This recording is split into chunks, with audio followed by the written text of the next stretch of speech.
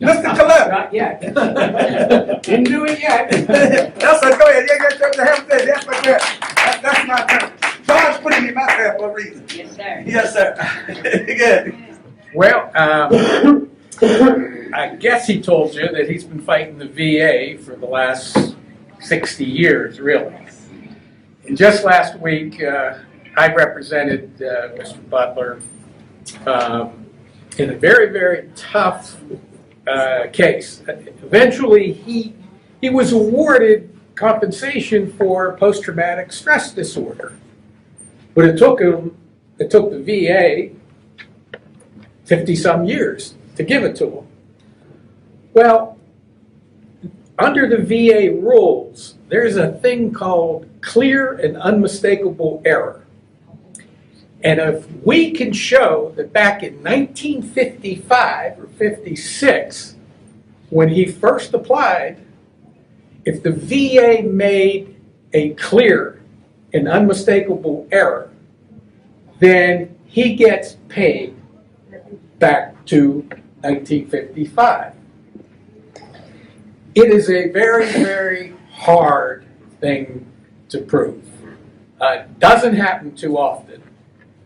But I took this case on because it just, well, Mr. Butler is a very persuasive person, for one. And he believed in his cause.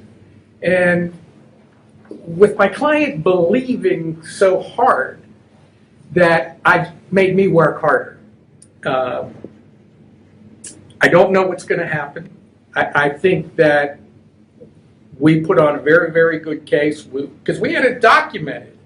3 times he was taken out of combat. 3 times because of a nervous reaction disorder.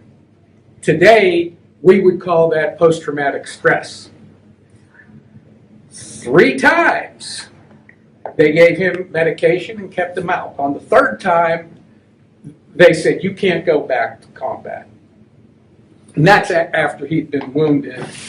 And he has seen things that most of us, we see in movies, but it's not what he saw and what we see at the movies, 2 different things. Because when you're there, when you're a combat veteran, every second goes by, you're lucky to be alive. That's the way it is. And Mr. Butler persevered. Now you would think that they diagnosed him with a psychiatric disorder, so you would think when they shipped him out of Korea, they would put him into treatment.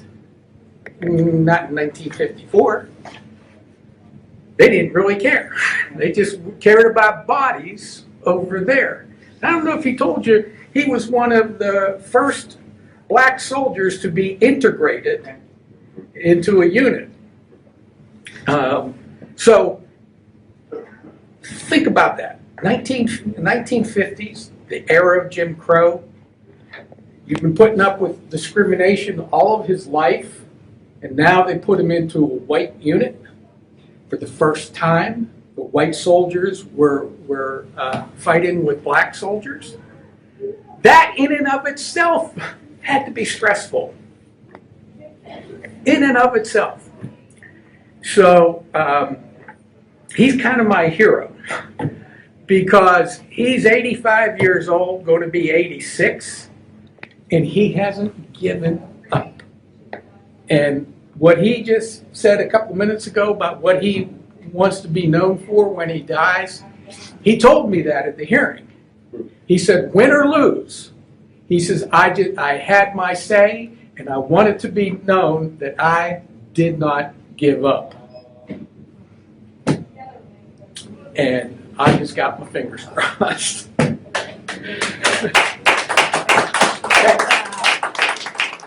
Yes, I want the VA to acknowledge me as an honorable discharged combat veteran of the Korean War.